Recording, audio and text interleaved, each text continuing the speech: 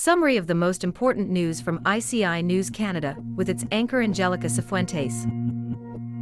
Recently, Donald Trump, the President-elect of the United States, sparked controversy when he referred to Canadian Prime Minister Justin Trudeau as the Lieutenant Governor of Canada. The comment came in a post on his social network Truth Social, where he also expressed his enjoyment of his recent dinner with Trudeau and mentioned future talks on trade and tariffs. Trump joked that the outcome of these negotiations would be amazing for everyone. Recently, Donald Trump, the President-elect of the United States, made provocative remarks about Canada during a meeting with Prime Minister Justin Trudeau. Trump accused Canada of cheating the United States with trade practices that allegedly lead to a $100 billion annual deficit for Americans. During that conversation, which took place at Mar-a-Lago, Florida, Trump joked that Canada should become the 51st state of the United States and that Trudeau could be its governor. The president of the Canadian Union of Postal Workers, CUPW, has denounced racist and xenophobic threats amid a campaign demanding a significant pay rise for employees in the sector. The threats reportedly emerged during tense negotiations, in which the union says current wages do not reflect the rising cost of living in Canada, especially as inflation has been exacerbated by the pandemic and global economic challenges. Trudeau and his team have begun analyzing which U.S. products to target with the new tariffs, following a strategy used in 2018, when Canada retaliated against U.S. tariffs on steel and aluminum with duties aimed at politically damaging key countries.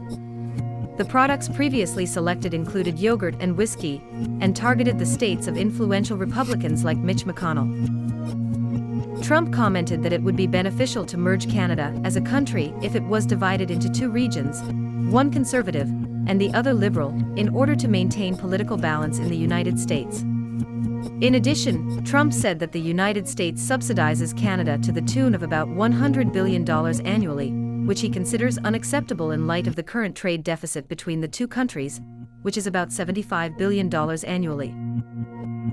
Real estate increases are skyrocketing in some Ontario cities. Suburban and rural price increases. Cities like Kitchener-Waterloo, London, and Hamilton are seeing significant price increases due to their appeal to young families and professionals. These areas combine affordable housing with easy access to urban amenities. Following the overthrow of the Bashar al-Assad regime in Syria, a new wave of humanitarian crises has intensified and is likely to lead to an increase in refugee status applications in Canada and other countries.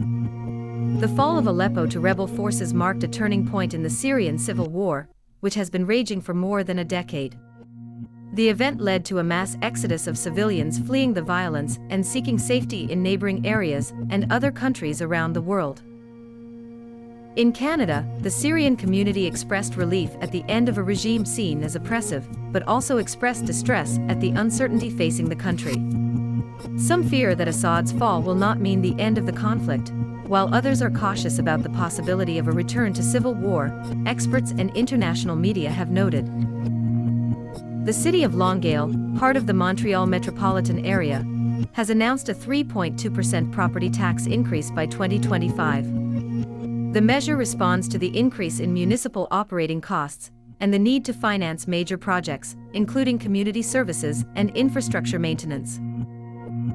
This increase, which will affect residential and commercial properties, aims to achieve balance in the municipality's budget and continue providing basic services to citizens.